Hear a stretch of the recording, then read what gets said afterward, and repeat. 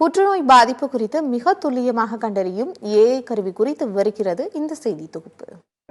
புற்றுநோய் என்பது மனிதர்களின் மிகப்பெரிய அச்சுறுத்தலாக மாறியிருக்கிறது என்றால் அது மறுப்பதற்கில்லை. புற்றுநோயால் பாதிக்கப்படுவதற்கு பல்வேறு காரணிகள் சொல்லப்படுகின்றன. மேலும் புற்றுநோயை முழுமையாக குணப்படுத்துவதற்கு மருந்து உண்டா என்றால் அதுவும் கேள்விக்குறியே. இருப்பினும் புற்றுநோய் தொடர்பான பல்வேறு ஆராய்ச்சிகளை ஆராய்ச்சியாளர்கள் மேற்கொண்டுதான் வருகின்றனர். அதன் ஒரு பகுதியாக தற்போது புற்றுநோய் பாதிப்பை துல்லியமாக கண்டறியும் ஏஐ கருவியை பென்சில்வேனியா பல்கலைக்கழக ஆராய்ச்சியாளர்கள் கண்டுபிடித்துள்ளனர்.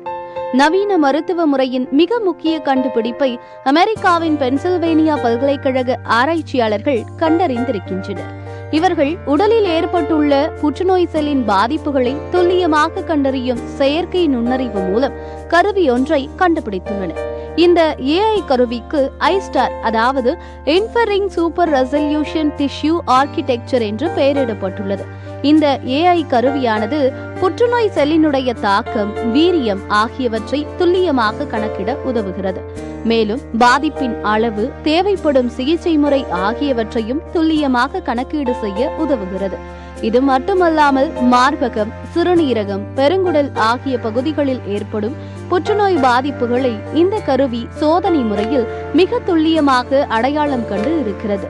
மரபணுவில் ஏற்பட்டிருக்கக்கூடிய மாற்றம், நோயின் வீரியம், அளிக்க வேண்டிய மருந்து ஆகியவற்றையும் சிறப்பாக கண்டிருக்கிறது.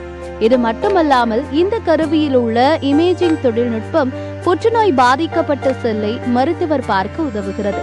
அறுவை சிகிச்சை மேற்கொள்ளும் போது துல்லிய தன்மையையும் இந்த கருவி மருத்துவருக்கு காட்டும் தன்மை கொண்டது. 3ஆம் நிலை லிம்பாய்ட் கட்டமைப்பின் போது நோய் எதிர்ப்பு சக்தியை கண்டறியவும் ஊக்குவிக்கவும் இந்த கருவி பயன்படும் என்றும் தெரிவிக்கப்பட்டுள்ளது. அது மட்டுமல்லாமல் புற்றுநோய்க்கு ஆகும் சிகிச்சை காலம் இந்த கருவியினால் பெருமளவில் குறையும் என்று எதிர்பார்க்கப்படுகிறது.